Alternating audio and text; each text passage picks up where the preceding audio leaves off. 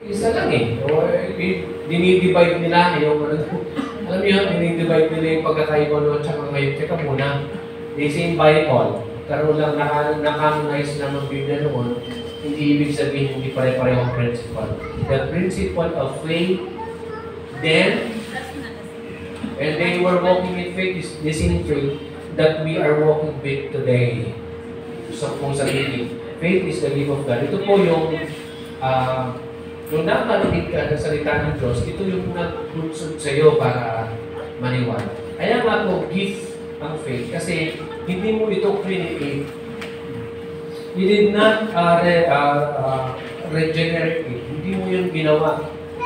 Gumawa ang pagkakataon ng Panginoon upang ikaw ay makakarinig ng salita ng Diyos. Sabi ko ng Biblia, faith cometh by hearing, and hearing the Word of God. Sabihin, ang Diyos from the very past eternity, alam ng Diyos na makikinig ka niya ng salita ng Diyos. At sinetak niya yun.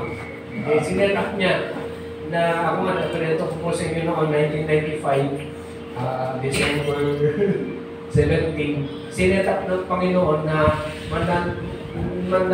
magnanakaw lang ako ng mais na buwan na kita. Tinignan ko, wala doon sa kaliwa, sa kanan, wala. Tapos nung tumingin ako, nandun yung pastor. Ito yung pastor na ito, sinitap ng Panginoon. Gift ito, nang narinig mo ang salita ng Diyos, sabi mo, ito na yun. Kung sundan ko ito, alam din ng Panginoon na susunod ka sa kanyang salita. When you act, what you believe, that is faith na mukudon. Tignan nyo faith, kasabay po ng ating pagsisisi. When you believe in the Lord Jesus Christ, it does mean that you are repenting from your sin. Isa lang po yun. Kapag mayroong tao pinagsisi sa kanyang kasalanan, hindi po yan tunay na sumasampalataya dahil ng pagsampalataya sa Panginoong Yesus, pagmamahal din sa Kanya. Gusto mo maging tapat sa Kanya. Gusto mong lumakad hanggang kamatayan. Yun ang ibig sabihin ng pananampalataya. Hindi yung ngayon lang hanggang mamatay ka. Gulod po ang bigat ng pananampalataya. At dahil sa salita ng Diyos may paulit-ulit mong naririnig, ito yung nagbunsod sa iyo para ibigay mo yung buhay mo sa Panginoon. That just shall live by faith.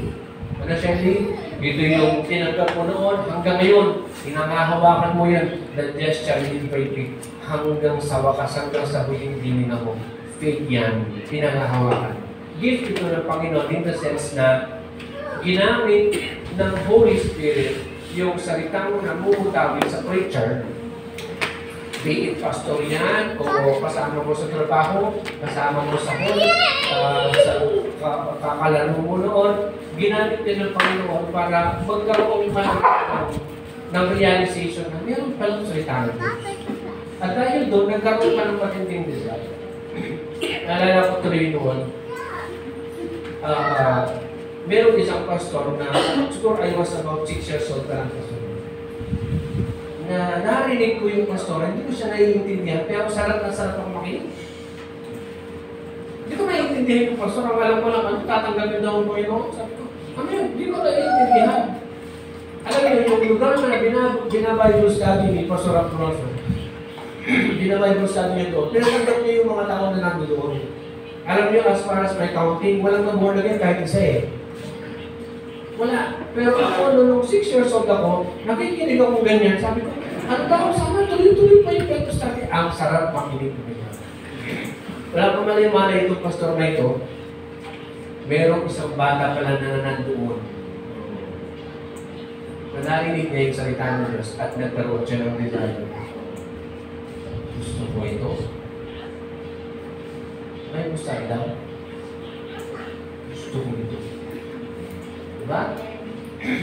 Kaya sabi ko ng Biblia, preach the word of God in season or out of season. May mood ka o wala, may problema ka o wala kang problema, mas maganda. You must preach the word of God. Because whenever you preach the word of God, you obey. That is what we call it, one lesson, obedience of faith. Sabi mo rin natin, kung walang tao umabot sa iyo, hindi yung sumunod sa pananampalatayang alam niya, hindi ka nakabot, hindi ka na born again dyan. Pero salamat sa mga tao ito, lumakad sila sa pananampalataya. Noon na nabanggit ko, mahirap kausap yung ay no, mga unbeliever, mahirap sila kausap. Pero dahil ikaw merong faith, ito dapat mong gawin kung paano tinanggap mo yung faith, lumago yung pananampalataya na nakaulit-ulit mong narinig na salita ng Diyos. Ito, nagkaroon ka ng final faith talaga na, Lord, ibigay ko ng buhay ko sa iyo. Panginoon, lumago ang aking pananampalataya dahil ikaw ang nag-sustain doon. Wala akong barat ng gabing ka, Lord. Diba sabi ng Biblia, not because of your good works, wala kang effort. Ang Lord, from eternity past, gumawa siya ng set up para mag-worry. Nakita niya yung mga events at nakita niya ang tatanto. Nakita niya na rin kakatakas. Nakita niya lahat doon. Kaya give po ang faith. Give. Regalo ng Panginoon. Hindi mo yung ginawa. Ang Diyos ang gumawa ng paraan upang ikaw ay magkaroon ng pananampalataya. Kaya lang sa lesson po na ito, yung faith na naka Abraham, naka Moses, is na rin parehong faith na nasa sa iyo. Mayroong dalawang feelings sa lesson na ito. Faith or fear. Kasi possible na alam mo yung gusto mong gawin. Dapat mong gawin, alam mo. Pero hindi mo gagawin kasi nakakatakot naman yun. Yung siyaran niya, di ba? Pero gano'n po, meron nga ako nabasang book na dalawang bata na namahas na mag-aral ng salita ng Diyos sa isang masungit na matalimong tao. Ngayon yung tao daw na ito, di ba kayo maral-maral niya, mga bata pa kayo, hindi lang sabi niyo. Pero nung nawala yung dalawang bata, sabi ng isang tao, oo man, bakit hindi mo tayo tinawag? Sawa na ako sa puno nito. Sari-sari na yung success na naranasan ko, bakit hindi ko subukan ito? Nag-boring ako. Tinagap daw niya naman. At maraming ganyan instances, di ba? Tapos yung taong yan, walang kamalay-malay ba ng pulis, sila palang magiging pastor ng dalawang ba? Oo, hindi ko yung buksin ko. At maraming ganyan instances na born again lang yun. Katulad ni Connie Reyes, dahil si Helen Bella di ba sa office. Oh. Tapos na born again si Dina Bonnevie, dahil sa kanyang, di ba? Dahil kay Connie Reyes. Alam niyo po yun? Sino ba si Connie Reyes? Kanibang niya, di ba? Yeah. Hindi naman yun. Kay Vic Soto, di ba? Kaya si Vic Soto, hindi mabuti yan.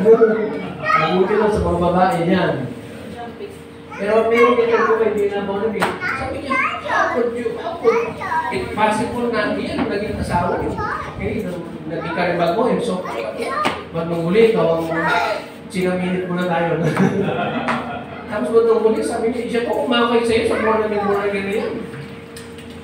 Okay, tapos sabi niya, how could I hate such a woman na ginagamit ng Panginoon para makaharap ang Diyos? And me as well, born again si Dina Bonnevie. So, sinetak ng Panginoon na nagkaroon ng pananampalataya ng mga tao dahil merong nangangaral ng salita ng Diyos. Gusto ko lumakad sa pananampalataya, and it includes evangelization. I'm not just only a pastor in four corners of my church building. I want to be an evangelist outside. Naalala ko ito yun nung nasa loob ako ng jeep. Nung naral ako ng salita ng Diyos. Alam mo na naman sa jeep, kasi pag kwentuhan walang patutuan, parang normal. Pag kahit na nagsisigawan, nagsisinuli na, normal. Pero pag nakarinig sila ng salita ng Diyos, parang silang magdidiri. Parang, totoo. Di ba? Di normal. Matagal naral din tungkol sa kaligtasan ng Panginoon. Siguro kung 30 minutes ako from Balinganawa hanggang sa Tarlac, 30 minutes sila makikinig. Hindi naman sila pwedeng lumundag doon. Diba? Parang ikaw ang... Pero meron mga nagpapatotoo, narinig kita! Oh, diba? O so nga na ngayon, nasa church ako ngayon, and so forth. O, diba? So, meron pong bunga, kailangan pagtulutan natin ang ating sarili na gamitin ng Panginoon. Kaya katulad mo ng lesson na ito, gagawin mo ba yung pinagagawa ng Diyos? Ang hirap. Ang sabi ko nung sinabi, ayoko kong basahin, ayoko kong maging bukas. Okay? sabi ng Diyos kay Moses, remove your sandals because the ground you are standing in is holy. Diba? You know the story. Alis naman ni Moses. Tapos, sabi ng Diyos, I heard the cry of my land, the cry of my people. I'm going to send you there. So, tapos sabi po ni Moses, how could I do such thing? I am wanted in Egypt, di ba? Papatayin siya. So, takot siya yung time na yun. Kung sino yung pinakatakot, siya yun. Bakit? Nagalit ang pero sa kanya eh. Despite of 40 years ago na yung diba, yung lumipas, takot pa rin. Kung mabasahin niyo sa Biblia, si Moses nag-aral sa University of Egypt. Ang sabi ko ng kasaysayan, bago siya pumunta sa ilaw, he was mighty in deeds and work. Magaling siya sa pagsasalita, magaling din siya sa deeds. Yung influensya niya, pwede siyang next to the Pharaoh.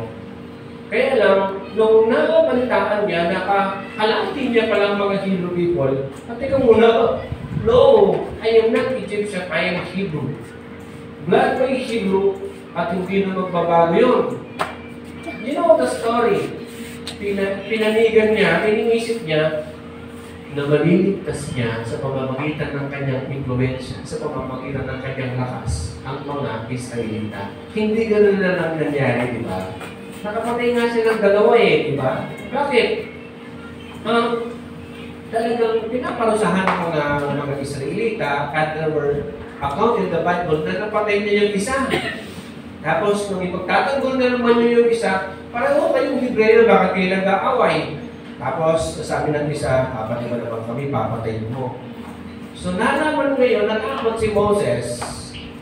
Natakot si Moses dahil nung nalaman ng Pharaoh papatayin siya. Okay, inconsistent na yung pelikula eh. Diba? Napaka-dramatic ng pelikula na meron pang, diba? Pinalis daw siya, pero hindi, talagang tumakas. Tumakas siya doon, hindi yung kung ano nung ginawa pa. Tumakas siya doon, bakit takot siya? After 40 years, takot pa rin. After 40 years, siyempre, ang kausap niya lang, siyempre, yung kanyang tatay ng kanyang naging asawa. Diba? Okay, tapos pati yung mga araw-araw, ang kausap niya, mga tupa. Alam nyo eh, di ba? Para ako nagkukwento sa children doon sa Balinganawan, ganyan na ganyan. Ganyan. Sabi ng mga bata, gusto nyo pala ng kwento, hindi nyo sinasabi. Okay? So, gano'n po, yung parang,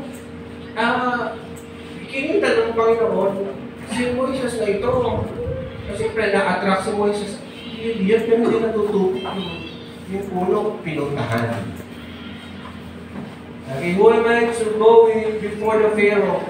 Ang sabi niya dahilan, hindi ako marunong magsalita.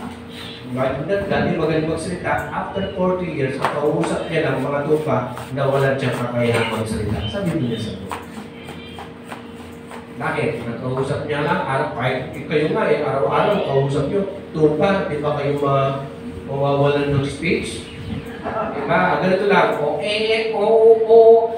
araw-araw yan, hindi natitigas ang dila mo. Kaya, totoo yung sinasabi ng Biblia, sabi niya, hindi na ako marunong magsalita. Nainis nga ang Diyos eh. Di ba meron kang ano, Aaron, sige, gagamitin ko sa'yo. Nainis ang Diyos eh. So, dumating ang point na si Moises nawalan na ng lakas. Nakalimutan niya probably yung kanyang nalaman sa Egypt, yun yung gusto ng Panginoon, pag wala ka na doon kanya gagamitin. Hindi yung sobrang yabang mo, kaya mo lahat, tapos gagamitin ka niya. No, ang gagamitin niya, hindi halos hindi na marunong magsalita. Nakalala ko tuloy nung siya kung din ako, hindi ako pwede magsalita na katulad mo dito. Katulad ako ni Bayan. Yung hindi ako makapagsalita ng tuloy-tuloy. Kaya lang ngayon sumobra. So, ganun po ang senaryo, gagamitin kita, sabi niya, para iligtas mo ang aking bayan. Maraming dahilan si Moises. Pero despite of his fear, sumunod siya sa Panginoon. Diba? Nasabi po ng pag-aaral natin, siyempre habang naglalakad siya, meron siyang faith. pero meron din siyang old self. Yung old nature nito nagsasabing, alam mo, pag dumating ka at kaharap mo na yung pero, papapatay ka niya dahil matagal ka na yung hinahanap. Pero maging matindi yung matandang pero bagong pero naman. Pero pareho din. Takot ang nararamdaman ni Moses, pareho lang nararamdaman ko natin. Kaya sabi po ni Elijah, the same fear that was in the prophets and man of God like Moses is the same fear and faith na nasa sa atin. Meron po tayong faith, pero meron din po tayong fear. Pag sinabi mo wala kang fear, hindi totoo yan. Tayo merong fear, di ba? Kaya lang, ano yung pakikinggan mo? Your faith or your fear? Alam niyo po, ang sarap pagtagumpayan ang fear. Tataas po ang ating pananampalataya.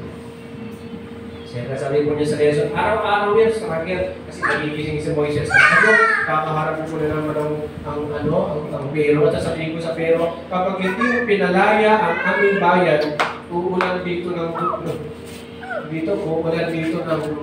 kung ano-ano. Balang ba yun? Tapos, kakalat yung mga palaka. O sige, huwag mong palayain ang aking bayan. Sige, mamamatay to the extent na mamamatay ang mga panganay. Are you with me? So, napakatid dito, pero. Okay, so mamamatay mo to the point na may panganay si pero nandun sa pelikula pero namatay ang mga panganay. Walang magawa itong pero dahil kamay na ng Diyos. Okay, ang kumikilig. Kaya sabi ko, alis na kayo! Bago pang mawala lahat, alis na kayo.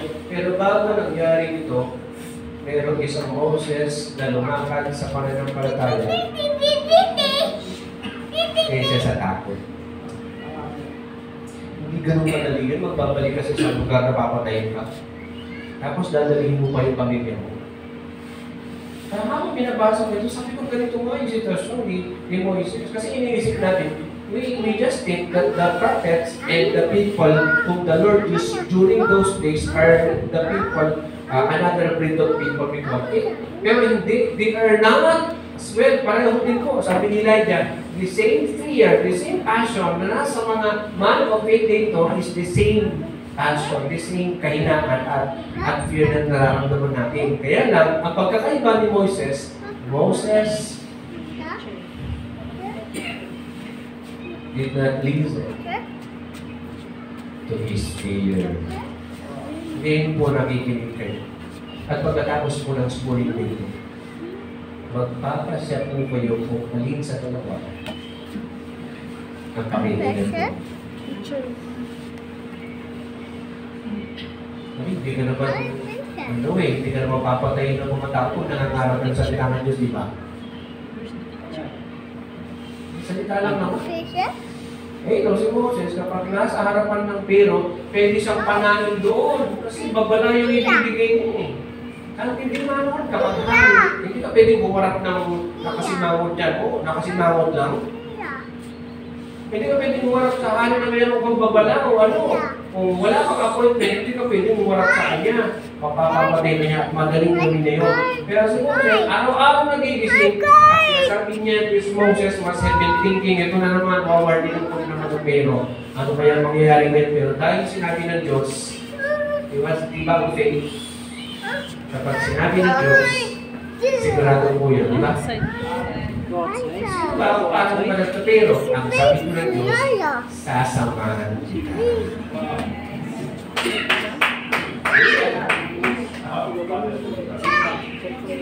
At ito ang naging basics. Ito ang naging substance. Ito po ang naging home ni Moses. Kaya kahit pero pa ang kaharap ko, ang bumakakap sa akin, nagagawa mo ito. Kung alam mong tama ang gagawin mo, for the sake of your kapwa, gagawin mo dito. Tayo, pumunta na sa namin, imanin na pupunta sila sa Pino. And commanded by the Lord para sa Pino. Yung totoo. Reject nila tayo, pero ano salita niyo? Ang yun. Kaya kailangan po natin sabihin ng totoo. Nagkaroon po ng matinding tagumpay. Si Moises, ang nakita lang ng nabi, yung tagumpay, di ba, nang nasa lumabas na sila sa Egypt, nagkaroon ng mga ibang klaseng, di ba,